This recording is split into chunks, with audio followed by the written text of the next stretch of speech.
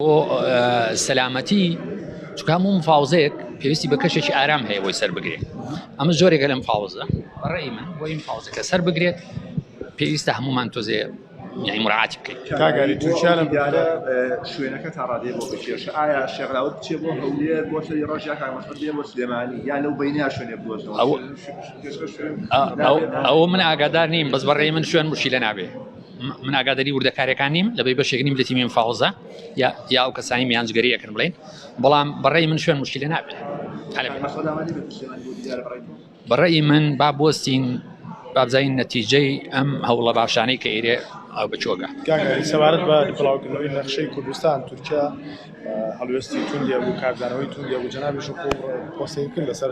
سەرکەی دەوڵەت باخچەدی بەتایبەت بەڵام ئەوەی کە جێی سەرنجە تاو کوردستان نە سەرۆکایەتی هەرێمی کوردستان و سەرۆکایەتی حکوومەتی هەرێمی کوردستان وەڵامی ئەم قسانیان نەداوەتەوە کە بەڕوون و ڕاشکا و ڕاستەوخۆ سوکایەتی بە کوردستان و بە نەخشەی کوردستان و بەگەلی کوردستان دەکەن بۆچی ینی هەڵوێستێکی ئەو تۆ نەبوو. وەڵی من وتەبێژی نە حکوومەتە منە سەرۆکایەتی هەرێم بەڵام لەسەر ئەو پولای ینی من زۆرم سەیری لێیە کە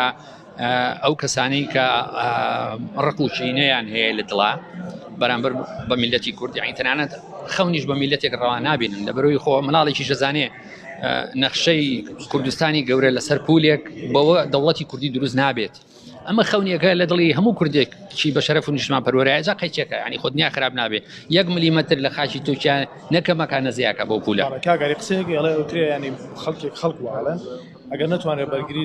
لە نەخشەیەک بکرێت لەسەر پولێک چۆن دەوڵەتی کوردی ڕابگەین جا خۆڕەمان نەگەیان. کاگاری لە 30 ساڵی حکومڕانی کە باس کرا و خۆ دوتە 20 ساڵی حکومڕانی شەشی بە شەڕی نافرۆشتووە یعنی ئەوەی کە هەیە زۆر ڕووی دەم لە پارتی یەکێتیە و جەنابکە لە پارتی بووی لەو ماوەیە بۆیە پرسیارەکە لە تۆکەم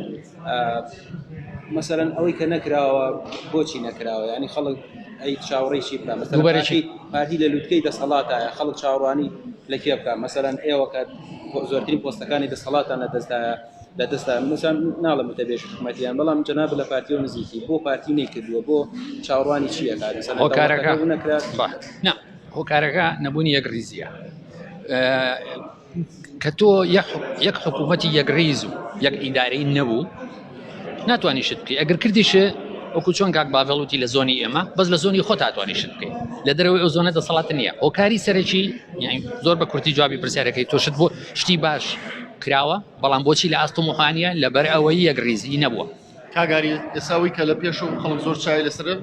بۆبوونەوەی پەرلەمانی عێراق بۆ پەسەندکردنی پرۆژە یاسای بودجەی 2020 هێندەی ئاگادار بوو شاندی کە لە ماوەی ڕابردوودا چۆتە بەغدا ڕێکەوتن کراوەوە بودجە لە بەرژەوەندی هەرێمی کوردستان تێپەڕێنرێت. من ئاگادار نیم هەرۆکو خەوتە بەڵام من یەکش دەڵێم ئەوە شتێکی مهمە بەڵام لەو مهمتر ئەوەیە ئێمەی بڵێن ئەحزابی سیاسی لە هەرێمی کوردستان جارێت تەرکیزکەینە سەر دیالۆجێکی نیشتیمانی بینی خۆمان چاکەین. ئێمە ئەگەر بینی خۆمان چاکەین بە قووەتەوەی بەرەو ڕووی مەشاکیلەکانە بینەوە لە بەغان بەڵام بە پەرتەوازی ڕۆژ بە ڕۆژ زەعیفە بین. بەڵێ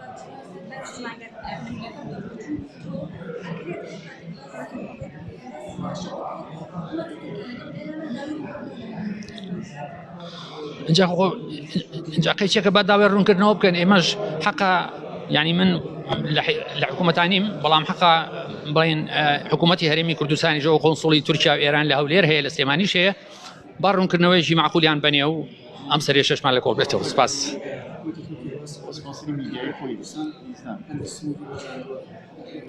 بۆ سنووری بەزانەوە یعنی چیمان کردووە یەک بستی خاچی تورکیامان داگیر کردووە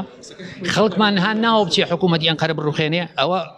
ڕێی خۆیتی جاخۆ هەر قسەیەکە لە ئەنقەرەوە بکرێ معنایان نییە پەڕێ قورعانە جاریشتر ئێڵێمەوە میلەتێک حەقی خەوبینینی نییە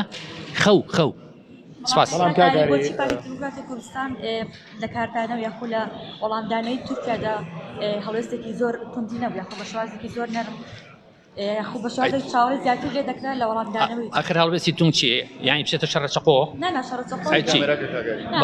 جددیتری هەبووە سەبارەت بۆی کە جددی چییە من حەزەکەم تۆ پێم بڵێ جددیەکە چییە. دیموکراتی کوردستان لە بەرامبەر تورکیادا وەڵامدانەوەکانی ئەتوانێت بڵێن لاواز نییە. پارتی دیموکراتی کوردستان لە حقیقەتێکە تێگەیشتووە کە دەوڵەتی تورکیا یەکێکە لە بەهێزترین قووادەکانی ناتۆ ئێمە هەر کێشەیەکمان لەگەڵ تورکیا هەبێ بە دیالۆگ حەلی بکەین چونکە بەشەر هیچ مشکلێکی سیاسی چارەسەر ناکرێ. ئێمە دیوارمان بە دیواری تورکیاوەیە هەردوو لامان بەرژەوەندی ئابووریمان هەیە بۆیە ئەبێ و باڵان سەرا بکرین هەندەستێکی باشی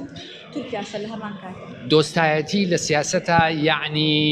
بەرژەوەندی دوولایەنە لە هەموو دنیا وایە خەڵک ئەڵێن بەریتانیا و ئەمریکا دوو دۆستی زۆر نزیکن زۆر ڕاستە بەڵام دۆستایەتەکە خۆدڵاری نییە دۆستایەتەکە لەسەر ئەساسی بەرژەوەندی میلەتی بەریتانیا و میلەتی ئەمریکا سپاس بۆ بەڕێزاری